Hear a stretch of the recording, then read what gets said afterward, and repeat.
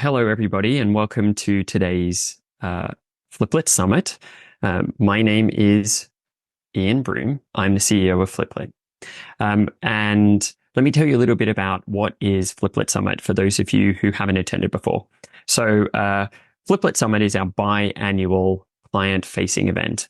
It's done digitally, so as many people from around the world can attend as possible.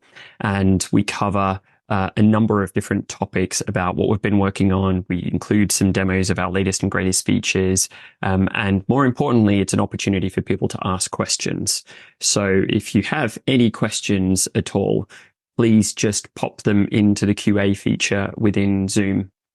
Don't worry, everybody who's on the summit will not be able to see who you are. The questions go directly to the organizers so that we're able to answer them. And if for some reason we don't have time to answer your questions during today's presentation, we'll know who submitted the question. We'll be able to follow up with you afterwards. So don't worry if you're worried about time or whatever, you can still submit the question. We'll still take a note and we'll get back to you.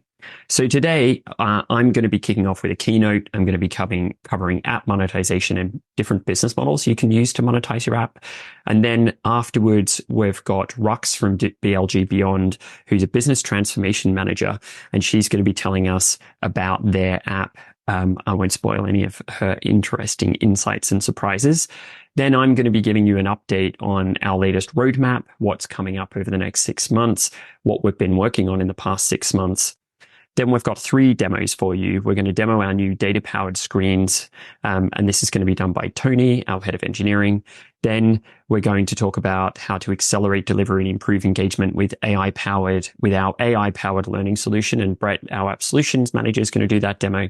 And then finally, we're going to have a demo around how you can comply with the software development lifecycle by using multiple Fliplet environments. And that demo is going to be done by Sophie, our product solutions manager.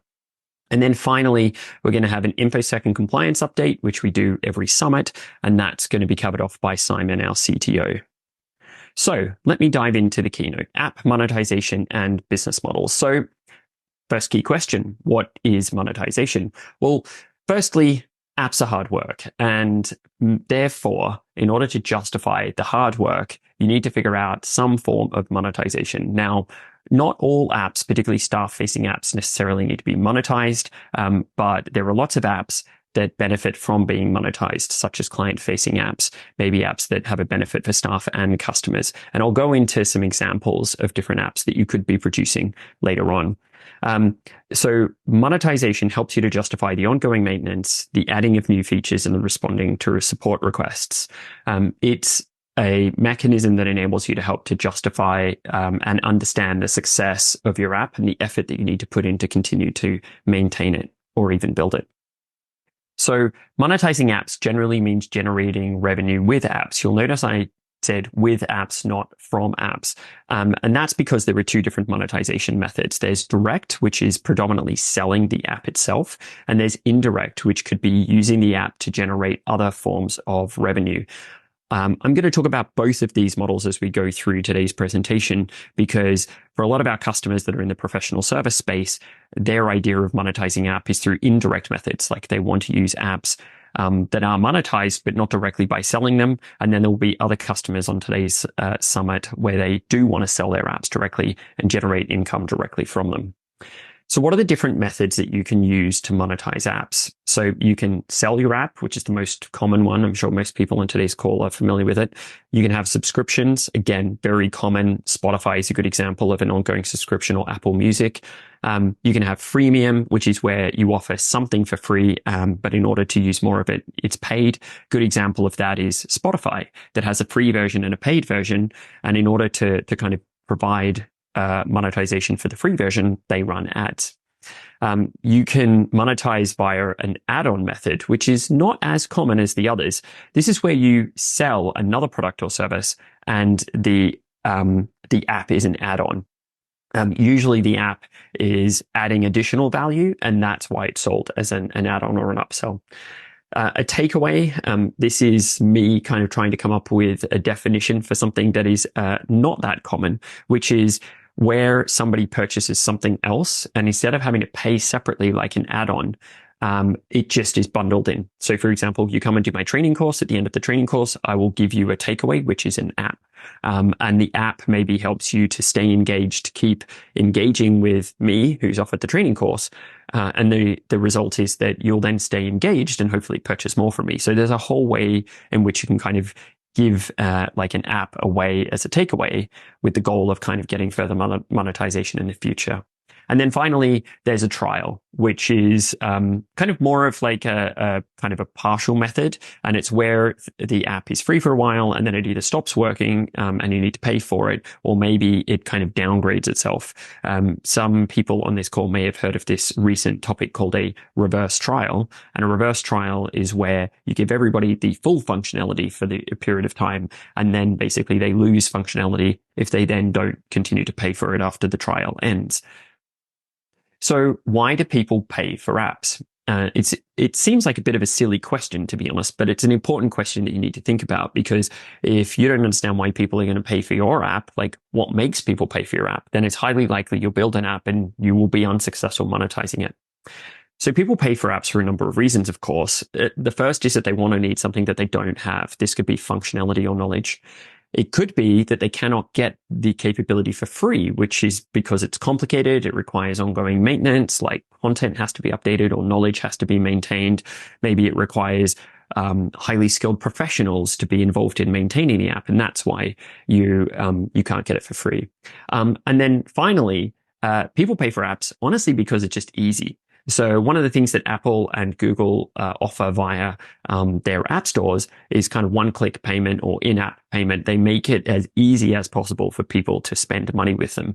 And this is actually a real advantage. It's why so many people have been successful selling apps.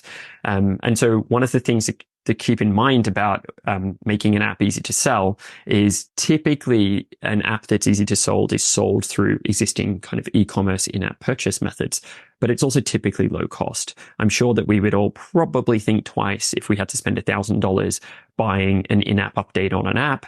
And so one of the things just to keep in mind is like using e-commerce methods to sell your app is typically recommended if the cost is low, because therefore the amount of effort you would expect somebody to put into making a buying decision is low. And of course, the cost can be high, but typically people would slow down, want to talk to people, make more kind of complicated decisions. So it's worth just keeping in mind that you want to make it easy for somebody to pay for apps, but depending on the price point, that might not necessarily be what your users are expecting. So if it's cheap, use your e-commerce methods. And you can see here a screenshot that I added in early today of, and this is, I think, skewed towards the UK App Store. So depending on where you are in the world, your top charts in the App Store might look different to this screenshot. But you can see the top charts for iPhone apps at the moment are ChatGPT, Temu, Google, PPSSPP, etc. And what's interesting about these apps is some of them are truly free. So for example, Temu and Threads and TikTok and YouTube. These are all truly free apps, but they monetize through ads. For example, you can't necessarily purchase anything that will necessarily stop, for example, TikTok showing you ads, but you can with YouTube. And it's interesting to note how many of these free apps actually offer an in-app upgrade.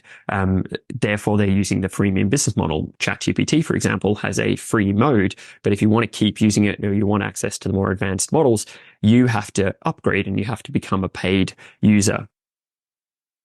So why pay for and use apps? Well, the primary reason is that they solve a problem for us, such as sharing data across multiple devices if you were going to purchase a file sharing tool, or they would reduce risks, such as a weather app or a map direction app, meaning that you don't get wet or you don't go to the wrong place.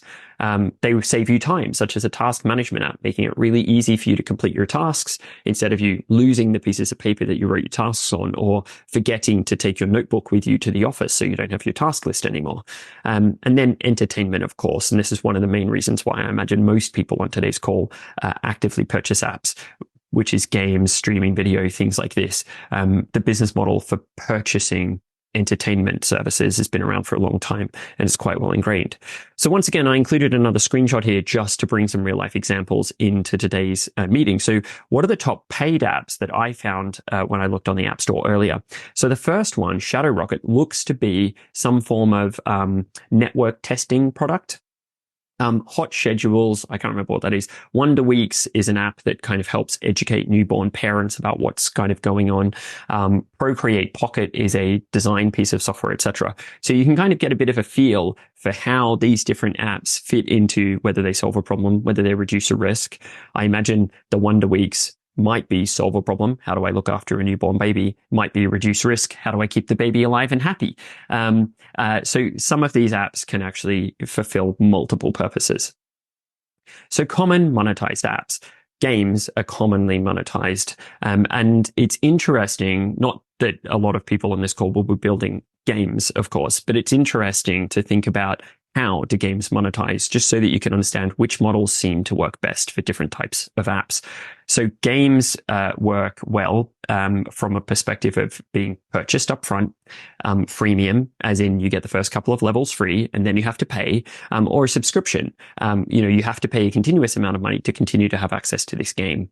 Design software is actually very similar to games, even though I'm sure we would all agree its design software is nothing like games from an actual software perspective. So you've got the ability to purchase design software once off. You've got freemium, like start for free, get started, and then pay if you want to have access to some advanced features, or purchase a subscription like Adobe Creative Cloud. If you want access to the Adobe suite of apps, I believe you now have to generally pay a subscription. File sharing, what's interesting is that because file sharing is something that has a continuous ongoing cost to the company that's storing and managing your files, they do not offer just one-time purchase usually. So in this case, you have freemium, where it's like you get some free storage space, but then you have to pay if you want more. Or it could be a trial going into a subscription. And of course, it could just be a subscription if you want as well. But most of the time, file sharing software will start by giving you access to something for free, and then you have to pay afterwards. And then product or service delivery, such as e-commerce, obviously, they don't charge for the app. What they do is they charge you for buying things within the app. So examples of this, of course, are Amazon, Deliveroo, TaskRabbit, which is selling services, Uber, which is selling services. So it's an interesting mix how e-commerce is now used for a whole range of different products and services, but also that the apps are typically free. But then once, in order to obviously gain the benefit, like get food from Deliveroo or Uber, you have to then pay within the app.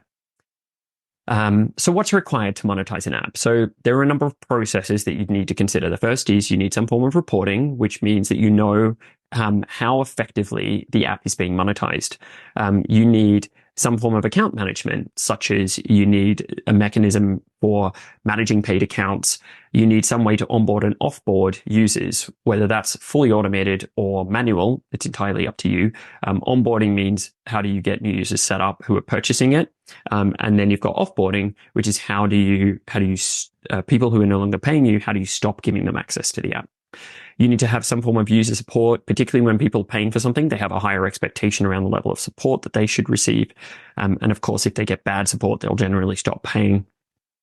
Training, you'll need some mechanism of assisting your users to make sure that they're getting value from your app. The training could be built in and it could be fully automated, but you may find, depending on your audience, that actually they really appreciate and maybe their utilization increases if you give them some form of other forms of training, such as a quick kind of training call, or maybe, if it's like an add-on or a takeaway where you're delivering something else that actually you just at the end kind of deliver training, maybe as part of delivering some training or another service.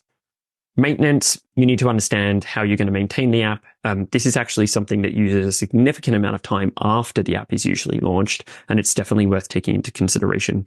And then finally, you've got marketing and ongoing communications, because if you're maintaining the app and potentially you're improving or adding some additional features, but you don't tell your users, then they won't know, and therefore they may not come back and use them.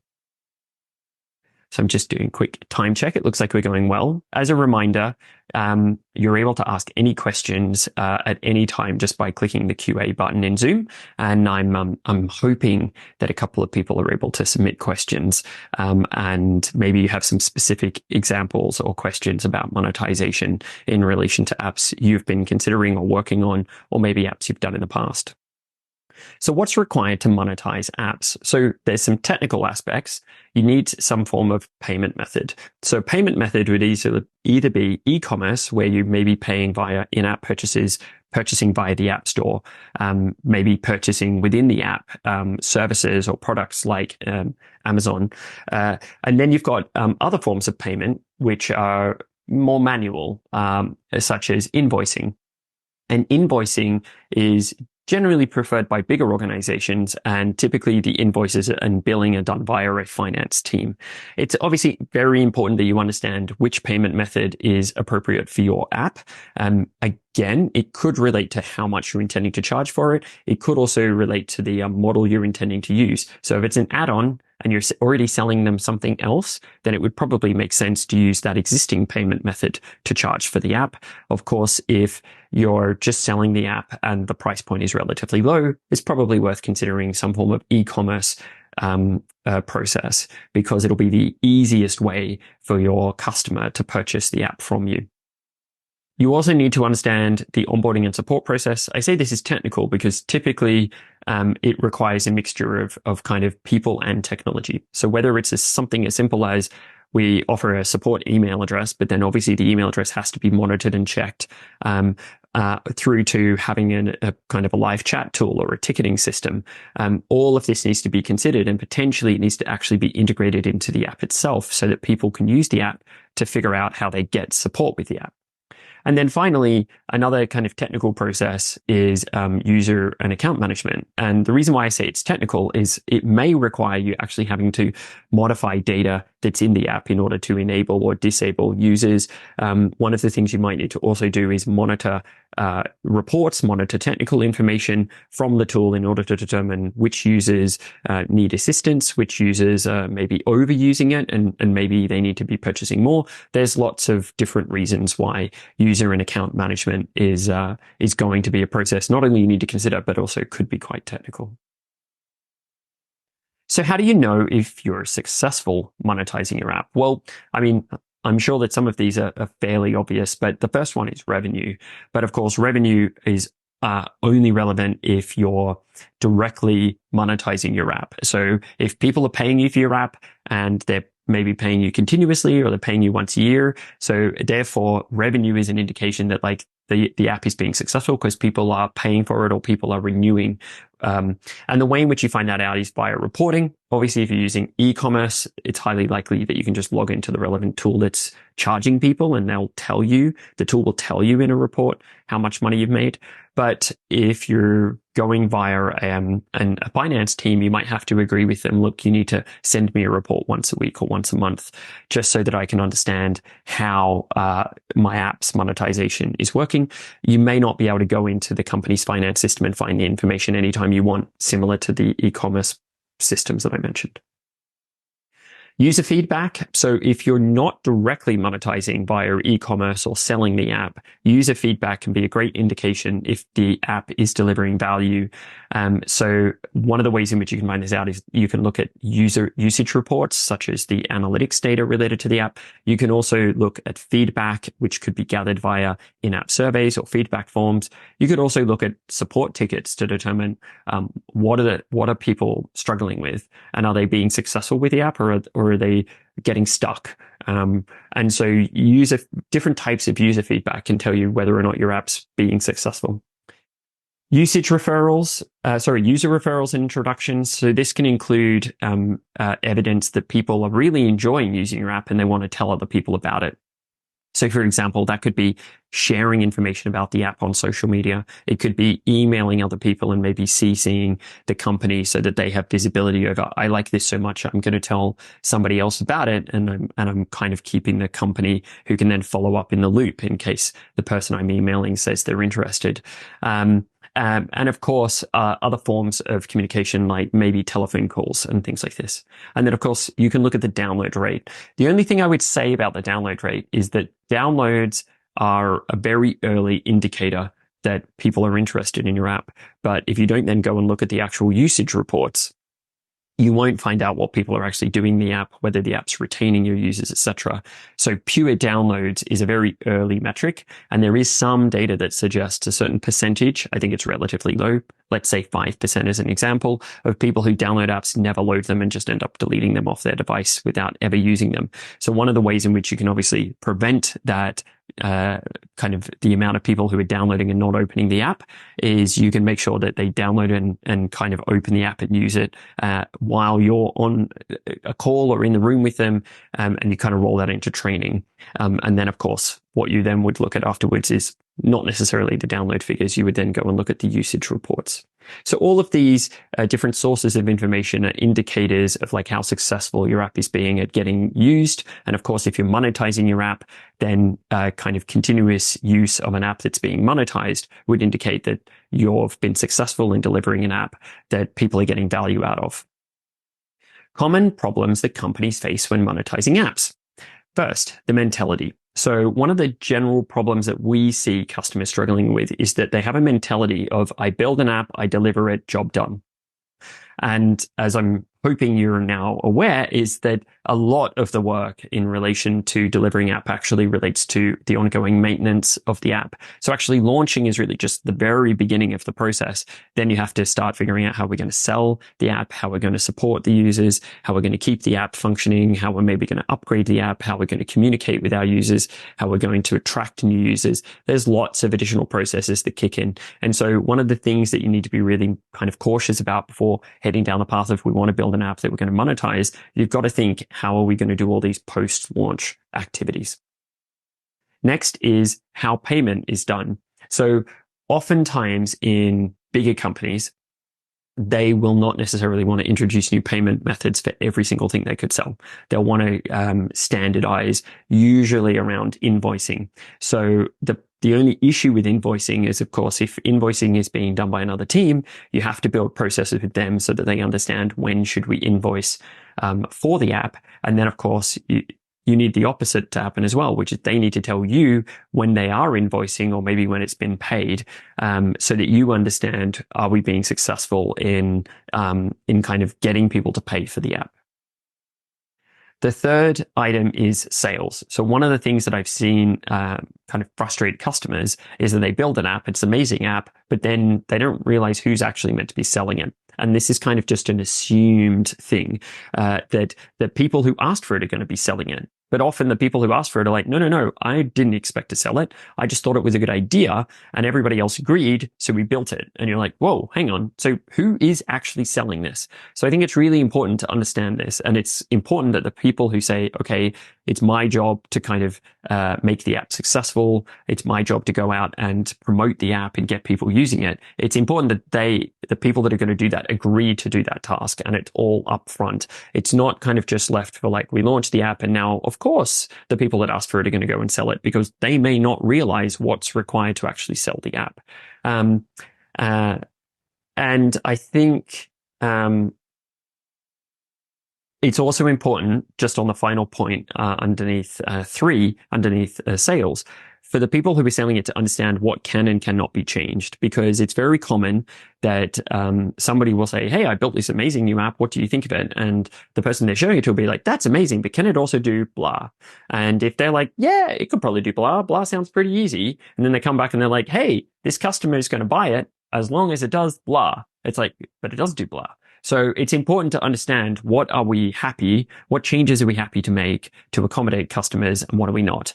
I mean, to be honest, if that kind of topic is of interest to anybody on the call, might be a kind of a topic for a separate presentation, because how to support customizing apps for different customers is an entirely, kind of separate topic on its own. Support services. So one of the things to understand is who's going to be doing support.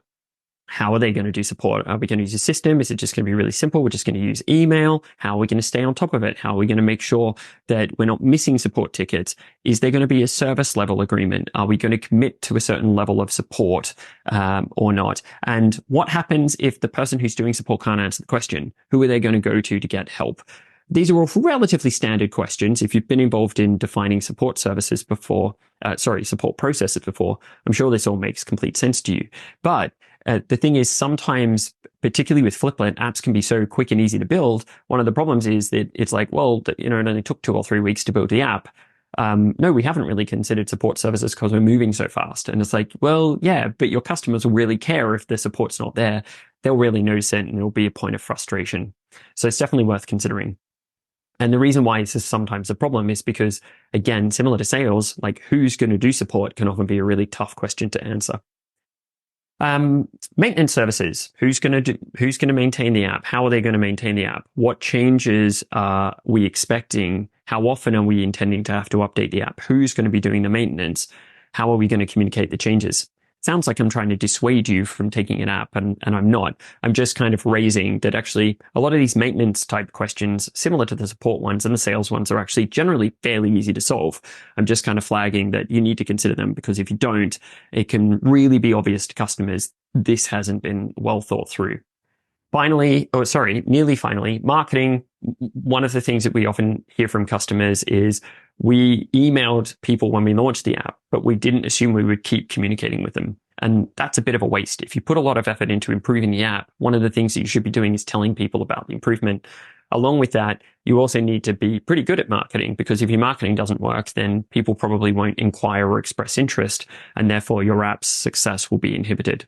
And then finally, one thing that particularly can plague companies is selling apps might be seen as cannibalizing or conflicting with other revenue. So, for example, if we're an organization that primarily sells services, and now we've got an app and we're going to sell it, is this going to interfere with monetizing other services, or do we really want to sell the app, or would our preference be to give the app away, but charge for services associated with the app?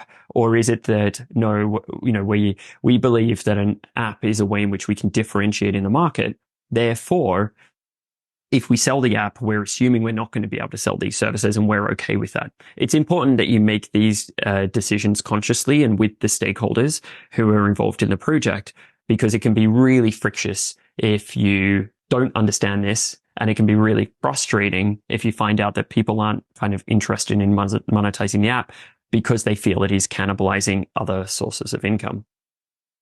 So I've explained lots of things about monetization. You're probably sick of me using the word monetization by now, but so I wanted to just summarize it into 4 easy steps. How do you get started? If you're thinking about, we've got some app ideas that we could monetize. Ian's given us a lot to think about today, but what do we do next? Because Ian's given us a lot to think about. So there are 4 things. Firstly, determine what value will the app deliver to users, and I gave you a bit of a framework earlier to think about that. 2, how will you justify maintaining and updating the app? Will you kind of generate income via direct or indirect monetization methods, and therefore that's your justification method? What processes are required to maximize your monetization plan? We just spoke about sales, support, etc. You need to think through each of those. Again, it doesn't have to be complicated. You can keep everything really simple, especially if you're just starting out. And then, how will you know if it's working? So, how will you report? And where are you going to get the data from? It's really important you understand that, because you don't want to kind of launch and then realize we don't know if it's being successful, because it'll inhibit your ability to justify assigning additional resources afterwards.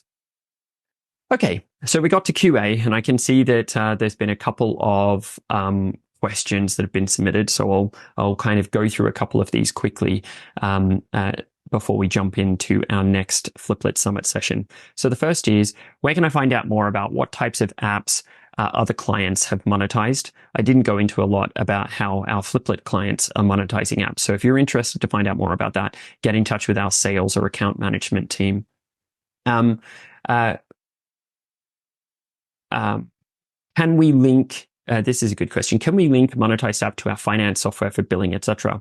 You probably could. I mean, I think you could definitely come up with a technical process that would mean if somebody wanted to purchase, it kind of triggered more of a manual buying process. For example, you get people to fill in a form, which is kind of an order form that actually goes directly through to your finance team, which means the finance team know that Acme Inc. has requested to buy X number of licenses of this app, and therefore the finance team can just put together an invoice and send it straight out. You could also ask your finance team, is it possible to CC me on those invoices just so I have visibility over kind of, whether or not the invoices have been sent? That would be a simple process. And how can we promote monetized apps? Well, there's lots and lots of different methods for promoting apps, of course. I suspect that that's possibly, again, another good topic for another time, because how to effectively promote your apps is a very broad topic, and it really depends on what you're trying to achieve and who you're marketing to. Thank you very much for the questions, guys. I really appreciate it.